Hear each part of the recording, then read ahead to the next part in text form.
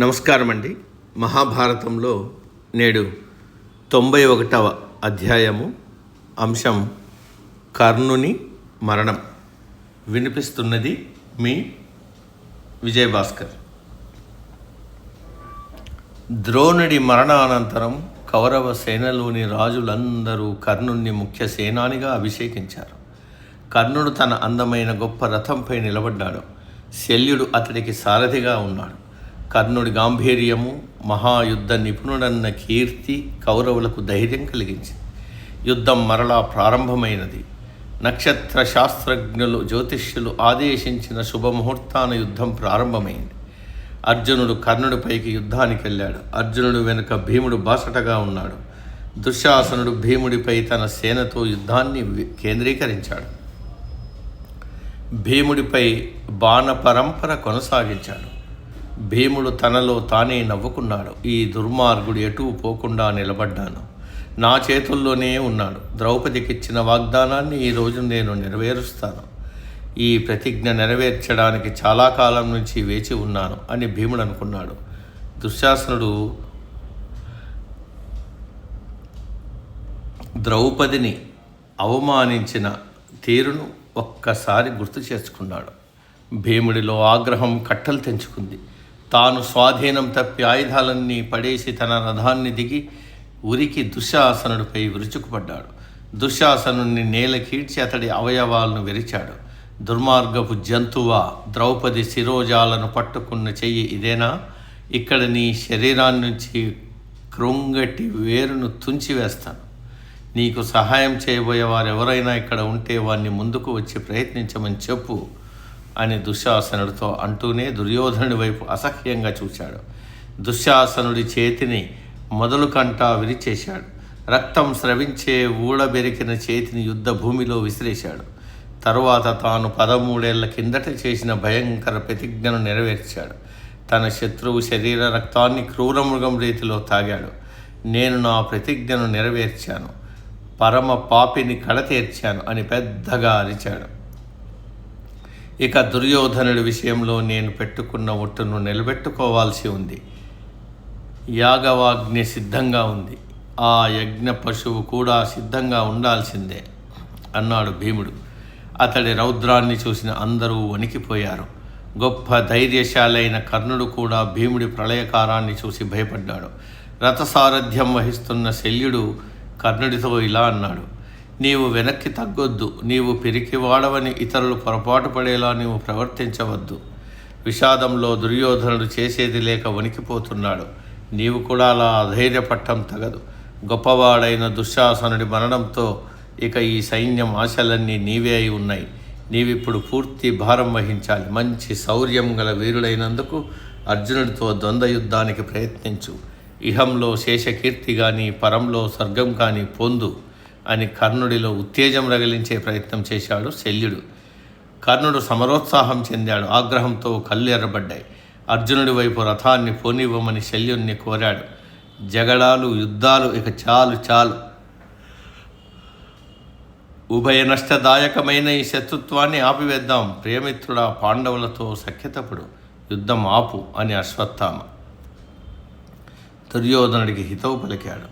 ఆగ్రహించిన దుర్యోధనుడు, ఏమీ క్రూర మృగంలా మనుష్య రక్తాన్ని తాగి నా తమ్ముని కళేబరం ముక్కలపై తాండవమాడుతూ ఆ మూర్ఖుడు భీముడన్న మాటలు నీవు వినలేదా? ఇప్పుడు సంధి మాటలకు తావులేదు. నీవెందుకు వృధాగా మాట్లాడతావు అంటూ సైన్యంలో కొత్త మార్పులు చేసి ఎదుర్కోవడానికి ఆజ్ఞ ఇచ్చాడు. తరువాత ఘోర యుద్ధం జరిగింది. సూర్యకుమారుడైన కర్ణుడు ఓ దివ్య బాణాన్ని అర్జునుడిపై వదిలాడు. అది మెరుస్తూ నిప్పులు కక్కుతూ అర్జునుడి వైపు వస్తుండగా శ్రీకృష్ణుడు సరైన కాలంలో రథాన్ని 5 వేళ్ల లోతున బురదలోని దిగువకు నొక్కేశాడు. ఇలా చేయడం వల్ల ఆ బాణం అర్జునుని తలను తాకాల్సి ఉండగా తలపైన కిరీటాన్ని తాకింది. అర్జునుడు సిగ్గును కోపాన్ని ప్రదర్శిస్తూ కర్ణుణ్ణి అంతమొందించేందుకు ధనస్సుకు ఓ గొప్ప బాణాన్ని గట్టిగా సంధించాడు. కర్ణుడికి దురదృష్టకాలం సమీపించింది. ఇదివరకు చెప్పిన ప్రకారం కర్ణుడి ఎడమ రథ చక్రం హఠాత్తుగా రక్త బురదలో కూరుకుపోయింది. ఆ చక్రాన్ని పైకెత్తడానికి కర్ణుడు నేలపైకి దిగాడు. అర్జున, ఒక్క నిమిషం ఆగు. నీవు మహావీరుడవు, ధర్మం తెలిసిన వాడివి. అటువంటి నీవు ఈ నా పరిస్థితిలో నా అసహాయతను పురస్కరించుకొని యుద్ధం చేయవని తలుస్తాను. నేనిప్పుడే నా రథాన్ని సరి చేసుకుని వస్తాను. నీవు కోరినంత యుద్ధం చేస్తానని అర్జునుణ్ణి అడిగాడు కర్ణుడు. దీనికి అర్జునుడు వెనకడుగేస్తున్నాడు. ఈ తరుణంలో కర్ణుడు తనకు వచ్చిన విపత్తుతో ఆందోళన చెందుతున్నాడు.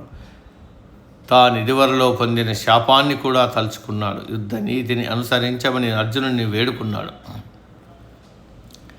ఈ సంభాషణ మధ్య శ్రీకృష్ణుడు, ఓహో కర్ణుడా, మంచి నడవడి ఉన్నదని, వీరోచిత మర్యాద కలదని నీకు కూడా జ్ఞాపకం ఉండటం మంచిది. ఇప్పుడు నీవు క్లిష్ట పరిస్థితిలో ఉన్నావు కనుక నీకు అవన్నీ జ్ఞాపకం వచ్చాయి. కానీ నీవు దుర్యోధనుడు, దుశ్శాసనుడు, శకుని, ద్రౌపదిని రాజ్యసభ మధ్యకు ఈడ్చి తెచ్చినప్పుడు, ఆమెను అవమానపరిచినప్పుడు నీవు ఈ నీతులన్నీ ఎలా మరచిపోయావు? ధర్మపుత్రునికి జూదమంటే ఇష్టమని భావించి అతడు ఆట బాగా ఆడాడని తెలిసి అతన్ని మాయోపాయంతో రప్పించి ఆటలోకి దించి మోసపుచ్చడంలో నీ పాత్ర ఎంతైనా ఉంది. ఆ సమయంలో నీ న్యాయ సూత్రాలు ఏమయ్యాయి? అవెక్కడ దాగున్నాయి? వారిచ్చిన వాగ్దానం ప్రకారం 12 ఏళ్ల వనవాసం, 1 ఏడాది అజ్ఞాతవాసం జయప్రదంగా నిర్వహించి వచ్చిన తరువాత యుధిష్ఠిరుడికి అర్ధరాజ్యం ఇవ్వకపోవడం ఏ న్యాయసూత్రం? ఇప్పుడు నీవు వేడుతున్న ధర్మ సూక్ష్మత అప్పుడేమైంది? భీముణ్ణి చంపేందుకు విషం పెట్టిన కుట్రలో ఆ క్రూరులతో కలిసి నీకు భాగముంది కదా. లక్క మేడలోకి పాండవులను పంపి వారిని సజీవదహనం చేయడానికి చేసిన పన్నాగానికి నీవు ఇష్టపడ్డావు. అంతకాలము ధర్మానికి ఏమైంది? ద్రౌపదిపై దుర్మార్గంగా చేసుకున్న సమయంలో నీవు ఆ దృశ్యాన్ని చూస్తూ ఆనందించినప్పుడు ఆ ధర్మం ఏం చెప్పింది? నీ భర్తలు నిన్ను భరించలేక విడిచిపెట్టారు. వెళ్ళి మరో భర్తను పెళ్ళాడు అని నీవు అప్పుడు ఆమెను అవమానించలేదా? అప్పుడు అలాంటి మాటలు అనడానికి సిగ్గులేని నోరు ఇప్పుడు వీరోచిత ధర్మాల గురించి ప్రసంగిస్తోంది కదా. మంచి వీరధర్మమే. మీరందరూ గుమిగూడి బాల అభిమన్యుని చుట్టుముట్టి సిగ్గు విడిచి చంపినప్పుడు అది నీకు ధర్మమైనదా? దుర్మార్గుడా, ఇప్పుడు న్యాయం, వీరధర్మమని మాట్లాడకు. నీవు వాటినెప్పుడూ గౌరవించలేదంటూ కర్ణుని నిందించి అర్జునుడిని యుద్ధానికి ప్రోత్సహించాడు. తనను శ్రీకృష్ణుడు ఎత్తి పొడుపు మాటలతో అవమానించడంపై కర్ణుడు సిగ్గుతో తలవంచుకున్నాడు. అతని నోటి నుంచి ఒక్క మాట అయినా పెగల్లేదు. కర్ణుడు రథచక్రాన్ని బురదలోనే ఉంచి మెల్లగా రథాన్నెక్కి ధనస్సునెత్తాడు. మంచి గురి చూసి అర్జునుడి పైన వేశాడు. ఆ బాణం దెబ్బకు అర్జునుడు కొంతసేపు స్పృహ కోల్పోయాడు. ఈ స్వల్పకాలంలో కర్ణుడు రథం నుంచి దిగి మరలా బురదలోని రథచక్రాన్ని పైకెత్తడానికి తొందరగా ప్రయత్నించాడు. కానీ శాపం బలవత్తరమైనది. అదీగాక ఆ మహావీరుణ్ణి అదృష్టం కూడా విడిచిపెట్టింది. కర్ణుడు తన బలాన్నంతా ఉపయోగించినా కూడా రథచక్రం ఇసుమంత కూడా కదలలేదు. ఆ పైన తాను పరశురాముడి వద్ద నేర్చిన మహాస్త్ర మంత్రాలను స్మరణకు తెచ్చుకునే ప్రయత్నం చేశాడు. కానీ జ్ఞాపకం రాలేదు. అతి ముఖ్యమైన సమయంలో అది జ్ఞప్తి రాకుండా ఉండటం పరశురాముని శాపం. శ్రీకృష్ణుడు అర్జునుడిని ఉద్దేశించి, అర్జునా, ఇక కాలహరణం చేయొద్దు. నీ బాణాలతో ఆ దుర్మార్గుణ్ణి చంపు అన్నాడు. కానీ అర్జునుడు మనసు వినిదిస్తోంది. వీరధర్మం కాని పని చేయడానికి అర్జునుడికి చేతులు రాలేదు. కానీ శ్రీకృష్ణుడు అర్జునుడిని ఉద్దేశించి పై కారణం చెప్పిన దానిపై అప్పటి పరిస్థితి గురించి వ్యాసుడు, అర్జునుడు భగవంతుడి ఆజ్ఞను శిరసావహించి ఒక బాణం వేయడంతో అది కర్ణుని కంఠాన్ని తెగనరికి తలను వేరు చేసింది అని చెప్పాడు. ఈ మారణ కర్మ అర్జునుడే చేశాడని నిరూపించడానికి వ్యాసుడు ఇష్టపడలేదు. ఎందుకంటే అర్జునుడు మూర్తీభవించిన న్యాయం. కర్ణుడు తన రథచక్రాన్ని బురద నుంచి పైకెత్తడానికి వృధా ప్రయత్నం చేస్తూ ఉండగా భగవంతుడైన శ్రీకృష్ణుడే కర్ణుని చంపాలని ఉద్రేకపరిచాడు. అప్పటి కాలంలోని వీరధర్మాన్ని, యుద్ధ ధర్మాన్ని అనుసరించి పైన జరిగినదంతా పొరపాటు. ధర్మ అతిక్రమణ దోషాల భారాన్ని భగవంతుడు తప్ప ఇతరులెవరు భరిస్తారు?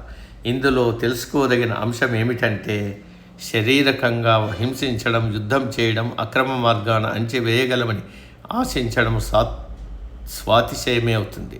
న్యాయం, ధర్మం నిలబెట్టడానికి శారీరక హింసాయుక్తమైన యుద్ధం సైతం ఎన్నో లెక్కలేని అకార్యకరణీయాలకు దారి చూపుతుంది. చివరికి అధర్మమే వృద్ధి అవుతుంది. నేటికి సమాప్తం. సర్వే జన సుఖినో భవంతు.